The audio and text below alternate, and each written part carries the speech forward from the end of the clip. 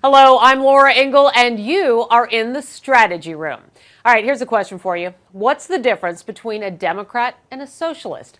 Well, some argue presidential candidate Hillary Clinton seemed to avoid the question Tuesday night during an interview on MSNBC, the same way Democratic National Committee Chairwoman Debbie Wasserman Schultz did over the summer. So joining us with political analysis are Joe Lestingi and Amos Snead, who are both in Washington, D.C. Welcome to you both.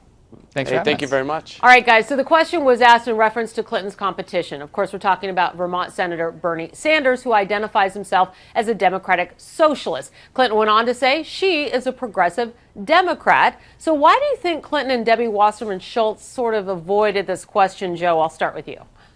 Well, I don't think the question is fair in this outright from the start. I mean, they're two totally different political ideologies. Around the world, you do have democratic socialist parties, but there's as many similarities between the Democratic Party and most socialist parties as there are between Republicans and fascist parties around the world. So Hillary did a great job just moving on to talk about what she represents and what she stands for. She's not a history teacher. She's not here to give social studies lessons. She's here to talk about her plan and her vision for the future, and she did that right after that question was asked. Amos, what do you think? I mean, it did kind of seem like a pop quiz in the moment. Yeah, if you look at it, I mean, she totally punted on the question, and I think the underlying story here is how far left she's having to go, how far left Bernie Sanders is forcing her during this primary season right now.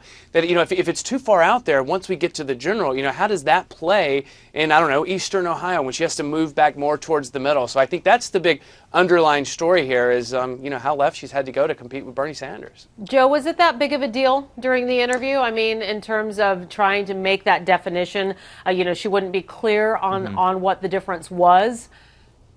Yeah, so in the United States, the Democratic Party and what Bernie Sanders claims as the Democratic Socialist side, which he represents, they're really far apart. Most Democratic primary voters recognize that. There's not going to be an effort to nationalize any private industry, which is a socialist tenet that he does not, that Hillary Clinton does not support. Obviously, there's not going to be that same type of fight. What you do have on the Republican side is a similar fight too. I mean, with Donald Trump leading in the polls, he's pushing these Republican candidates to the right, which some could argue are fascist positions like banning Muslims, creating a single ideology, heavy nationalist rhetoric, those types of things. But that question is not being asked over there because they're all duking it out. On the Democratic side, it's a sort of a, we have to fill a vacuum, so we're going to throw this question out there and try to get some airtime. In the end, that's not what Democratic primary voters are going to support, and Amos is right. She did the right thing, keeping it focused on her priorities and sort of keeping herself centered, while the electorate can look at her and say, okay, this is what she stands for as opposed to what Bernie stands for. And Amos, do you think that, that what she did, you think that what she did kind of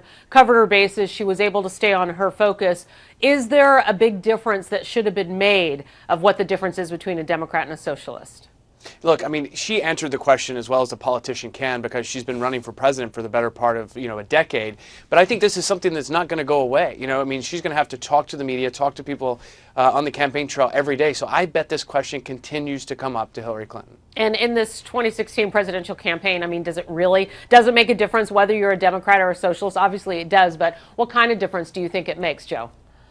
Well, I'm not sure I understand the premise of the question. I mean, being a Democrat and stating what she represents and what we stand for as a party is extremely important. And keeping us as a party focused on talking about those issues is what matters to the electorate. We are outlining a future for this nation that we believe is going to take us in the right direction and continue the strong growth that we've had. And that's what Hillary Clinton, Debbie Wasserman Schultz, Barack Obama, even Bernie Sanders to a big extent are going to have to push forward to the American people so that they understand where we stand as a party. Republicans have the same exact problem on their side. Donald Trump and Ted Cruz are dominating that argument, pushing that party very, very far to the right, which is forcing the establishment, like Marco Rubio, to adjust their track, and it's causing a big mess. They really do need some cleanup on that side as well. All right, one thing we know for sure, it is going to be an interesting year, guys. Joe Lestingi and Amos Snead, thank you so much. And for more on the 2016 race to the White House, go to foxnews.com. I'm Laura Ingle. Thanks for watching.